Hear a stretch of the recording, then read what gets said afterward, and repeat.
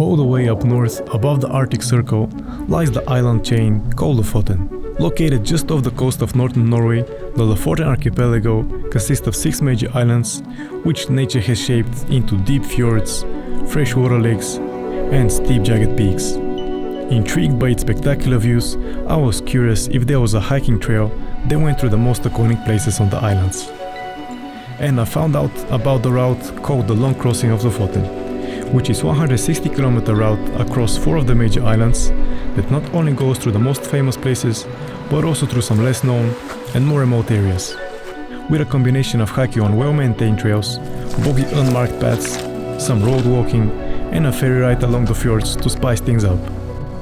So I was excited to experience all that.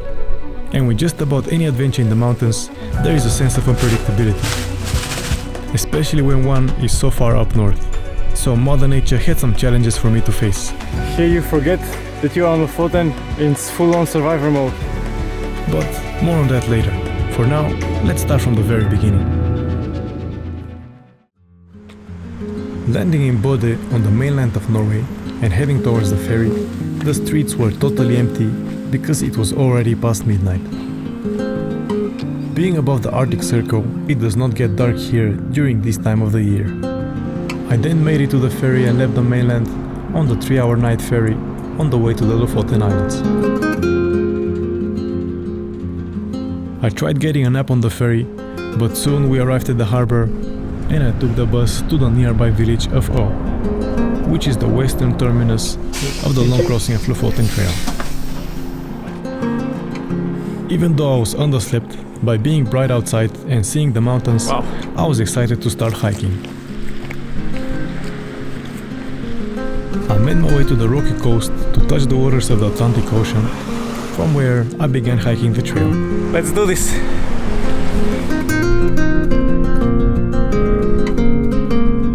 The trail here did not have any markings like many other popular places, but it was easy to follow, and there were even metal chains to assist on the more slippery or technical sections. Pretty green and overgrown here. It's like an Arctic tropical forest.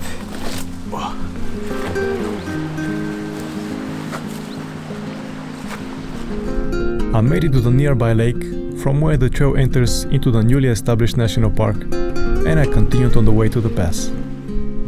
Setting foot on the grassy path, I quickly noticed how boggy and muddy it was, something that I had to get accustomed to.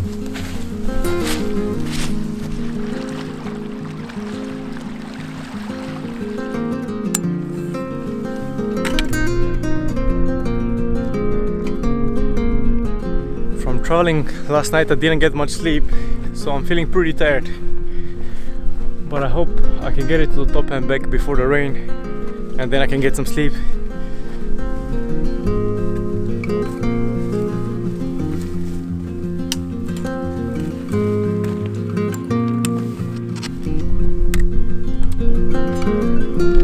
I then made it to the windy pass with views to the northern shores.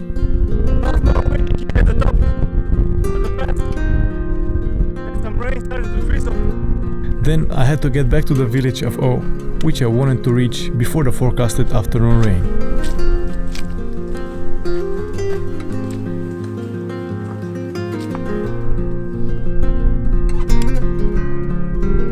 Here I also met Arnold, a French hiker who was hiking the opposite direction, and he shared with me his highlights and lowlights from his experience on Lofoten.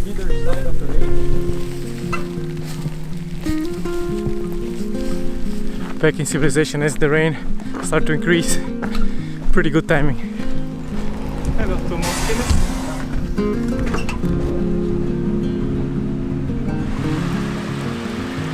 I waited out for the rain to decrease.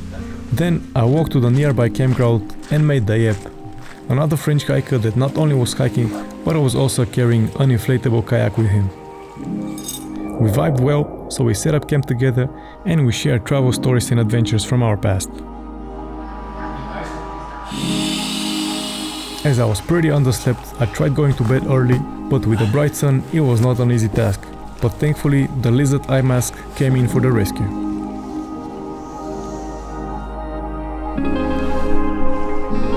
The sun was already shining at 5 o'clock in the morning, and as the forecast was for rain in the afternoon, I wanted to have an early start of the day.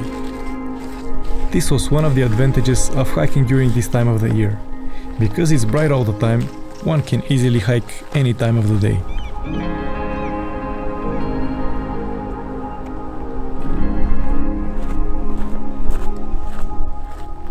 On this day, as I was hiking on the way to the Munken area, as it's a more popular trail, it was well established and enjoyable to follow, without the muddy and boggy sections.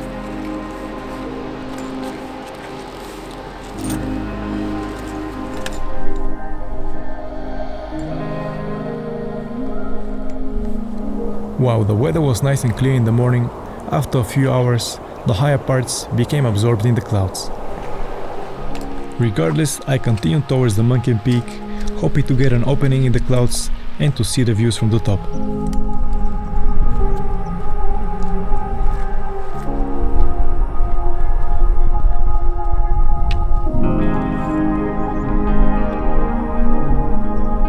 I ended up waiting for 1 hour on the peak, but the clouds never cleared up and it was time to head back down. The clouds were only around the peaks of the mountain, and a few hundred meters below there were still nice views to the surrounding mountains.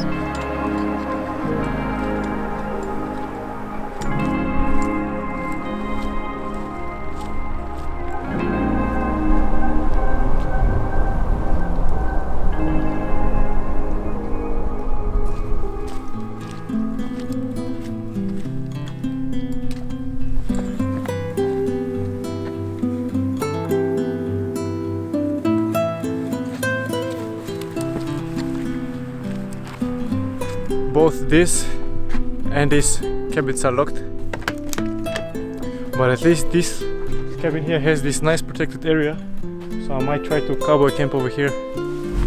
The French hiker Arnaud I met the previous day had told me that he had spent one night here under the roof of the cabin, staying protected from the rain. And as there was rain coming all night, I thought it would be a good idea and try the same approach. So I set up camp on the dry wooden deck. But soon it turned out not to be the smartest idea.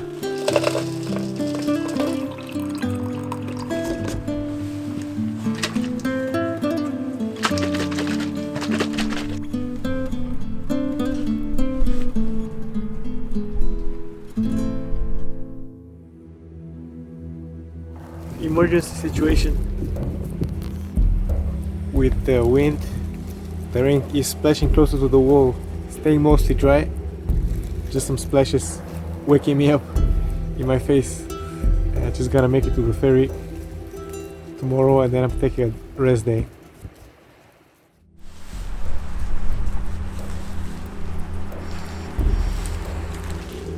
I had a rough night with the wind and the sporadic sideways rain, but thankfully I had the option to change to a safer plan for the day, and I only had to cover a short distance.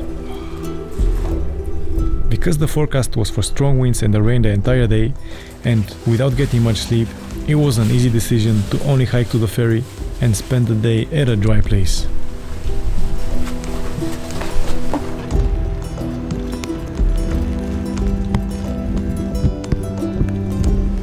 I'm gonna put the camera inside the bag because it's raining quite a lot. Now I understand why it's so muddy and boggy from so much rain almost every day. Even though I only had to cover a short distance and it also seemed pretty straightforward on the map, in reality it was a different story. As it was not a popular trail, it was more rugged and it was taking longer than expected. This section turns out to be quite more technical than I thought, and I have about 2 hours to the ferry, so I hope I can make it. Not very well marked and pretty rugged. Looks like the rugged section is over. Now ahead we have some overgrown section, and afterwards looks like it's going to be more flat and hopefully more metal. Here you forget that you're on Lofoten in full-on survivor mode. Seeing the houses here, it's such a relief. The ferry in the fjord runs twice a day, and thankfully I managed to make it to the 10 o'clock ferry to the village of Reine. And after a rough night and being completely soaked, It is hard to describe the appreciation for a warm, dry room with a comfortable bed. I charged my devices and washed and dried my clothes while it was storming outside. The body is like, yes, finally.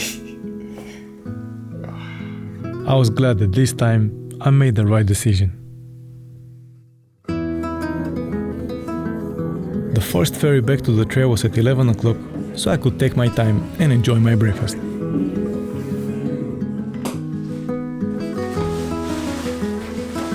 Heading back to the ferry and beginning to hitchhike, the very first car stopped, where two Finnish guys were also having a similar experience. Everything's so wet at the moment that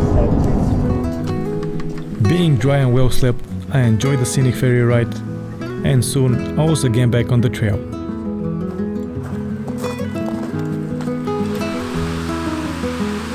The trail here was again wet and muddy, but at first I only had a short mellow climb to the nearby pass.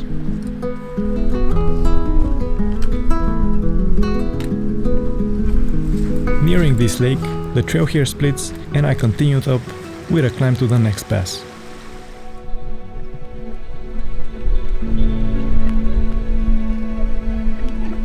Finally, we got some views.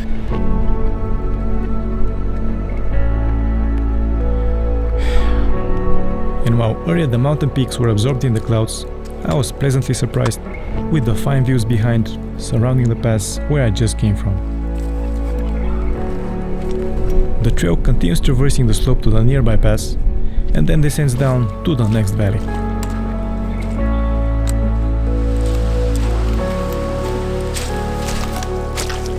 Here the trail was again very muddy and boggy, but at some point you just accept the conditions and stop worrying about keeping the shoes clean or the feet dry.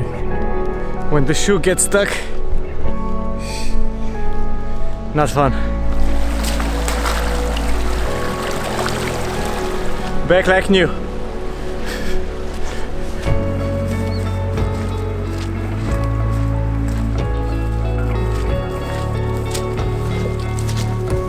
Oh, I see cars and a road and a dirt road, which means from here it should be quite a bit more easy.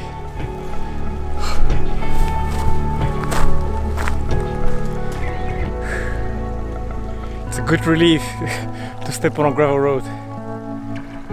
Walking by the fjord on the dirt road was a pleasant relief with nice views, easy walking and giving my feet a chance to dry up. And after a few kilometers on the road, I made it to the trailhead to the Kvalvika beach. This was another popular trail, entering again into the national park. I guess because it's a more popular trail in this boggy area, so much nicer with the wooden constructions, a complete luxury for the feet to keep them dry. And after a short rocky climb, I made it to the pass overlooking the scenic Kvalvika beach.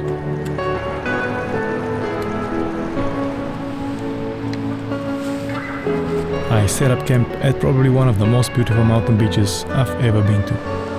And as the sun was still shining, there was only one thing left to do.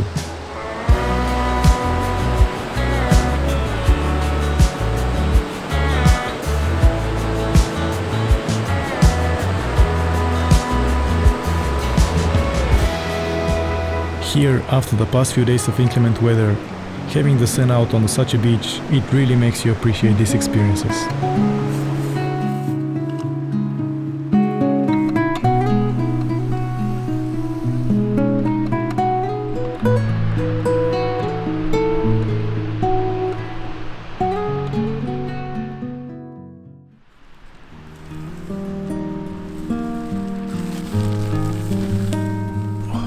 Getting out of the tent in the morning, I had a few guests quietly enjoying their breakfast. Good morning, guys. Leaving camp, the day started with a climb to the nearby peak. I hope by the time I make it to the peak, it won't be absorbed in the clouds. We'll find out about that soon. Okay, it's already looking pretty nice. Over to the other side. Reaching the pass, I was welcomed by views to the east of Lofoten, from where I continued towards the peak. But as I was gaining elevation, the clouds again became more prevalent. and by the time I reached the viewpoint, there were only vague signs of the possibility of it clearing up. I have to wait a little bit. The Ryten peak was only 300 meters away, so I got there and decided to wait out the clouds. Okay. Oh, finally! Let me find a better viewpoint. And after about 30 minutes of waiting, the clouds opened up with panoramic views of the fjords and the mountains. Pretty glad I got that chance. Getting back to the viewpoint, this time without the clouds, I had much better views over Kvalvika beach. And from here, I was now heading back down to sea level.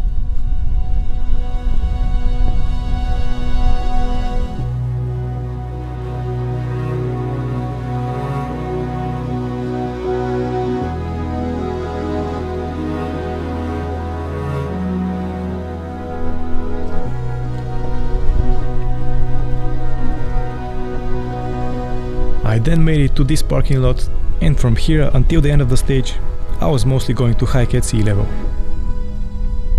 The island with the highest peaks on Lofoten was now behind, and crossing the bridge concludes the section of the Moskenes Island, and now I was entering Vindstad Island. The route continues along a quiet road through small villages, and then transitions into a dirt road along the fjord.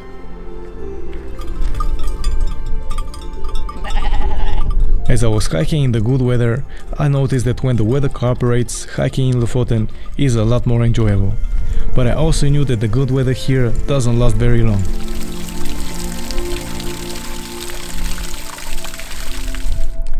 Looking at the forecast for tomorrow, it changed from sunny to now being rain all day tomorrow. And I'm really considering my options. What should I do now? Because that doesn't sound fun to me. And I'm about 1.5 kilometers from where this gravel road ends, so I might go until the end there, and let's see. Seeing so many vans and camper vans, I realized that that might be one of the best ways to experience Lofoten. To be able to enjoy the outdoors in the good weather, but then have a solid wind and rain protection for the rainy days. I then made it to the end of this section where the dirt road ends near this little harbor.